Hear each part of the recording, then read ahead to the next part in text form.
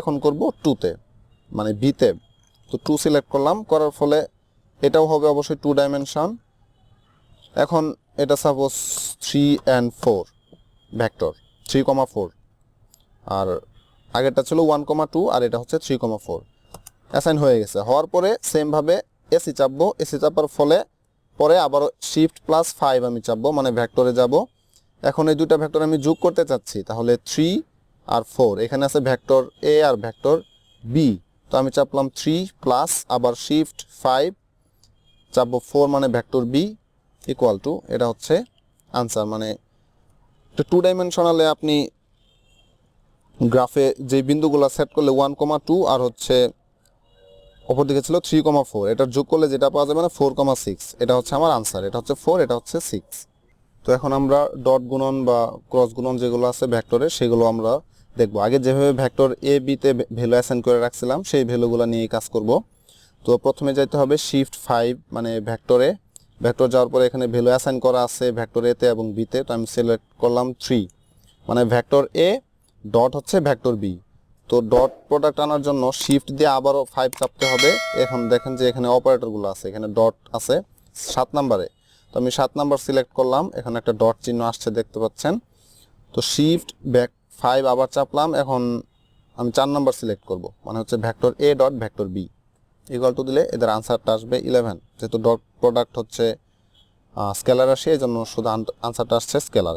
তো সেমভাবে এখন আমরা ক্রস প্রোডাক্টও করতে পারি। শিফট 5 ভেক্টরে গেলাম, 3 নাম্বার সিলেক্ট করলাম ভেক্টর এ।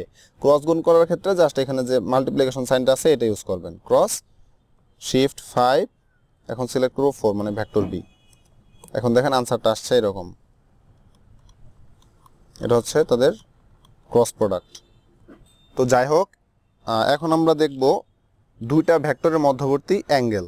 তো দুইটা ভেক্টরের মধ্যবর্তী অ্যাঙ্গেলের সূত্রটা আপনারা জানেন এরকম, cos θ = a dot B by modulus of a into modulus of B. মানে তাদের ডট গুণফল ভাগ হচ্ছে তাদের প্রত্যেকটার অ্যাবসোলিউট ভ্যালুয়ের গুণফল, এটা হচ্ছে তাদের মধ্যবর্তী কোণ। তো এটা করতে গেলে আমাকে যেটা করতে হবে, ভ্যালুগুলো অ্যাসাইন করা আছে শিফট 5 3, মানে ভেক্টর এ। এখন যাব ডট গুণনে, 7 নম্বরে ডট, শিফট 5 4 ভেক্টর বি, এটা হচ্ছে ডট। এইটাকে এদের মডুলাস দ্বারা ভাগ করতে হবে। ইকুয়াল টু দিয়ে আপনি আনসারও আনতে পারেন 11। এখন আনসারকে আমরা অ্যাবসোলিউট ভ্যালু দ্বারা ভাগ করব, বাই হচ্ছে ব্র্যাকেট দিলাম এদের অ্যাবসোলিউট অফ ভেক্টর এ এবং অ্যাবসোলিউট অফ ভেক্টর বি। তো এর জন্য করতে হবে প্রথমে অবশ্যই যেহেতু অ্যাবসোলিউট ভ্যালু লাগবে, তাই আমি শিফট HYP বাটনে আছে হাইপারবোলিক যে বাটনটা, এখানে দেখেন ABS লেখা আছে হলুদ রঙে, এই বাটনটা চাপলাম। এটা হচ্ছে অ্যাবসোলিউট ভ্যালু। এখন অ্যাবসোলিউট ভ্যালু হচ্ছে কার, প্রথমে এর, তাহলে এ সিলেক্ট করতে হলে আমাকে আবার ভেক্টরে যাইতে হবে শিফট 5 ভেক্টর এ, মানে হচ্ছে 3।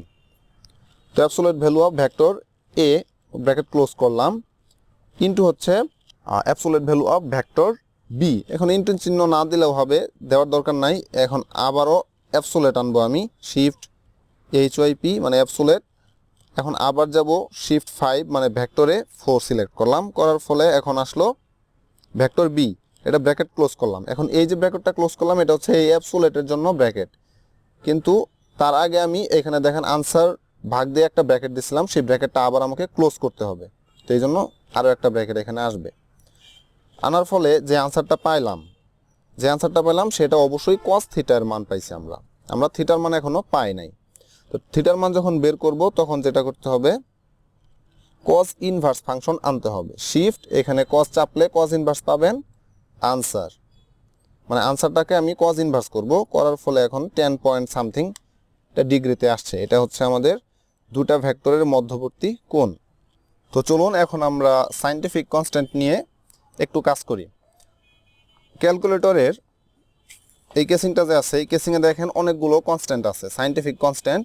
প্রত্যেকটা কনস্ট্যান্টের মানে কিভাবে কি দ্বারা নোট করা হয়, ডিনোট করা হয় সেগুলো লেখা আছে এবং তাদের একটা করে সিরিয়াল নাম্বার দেয়া আছে। তো এই সিরিয়াল নাম্বারগুলো দিয়েই আমরা এই কনস্ট্যান্টগুলোকে আনতে পারি।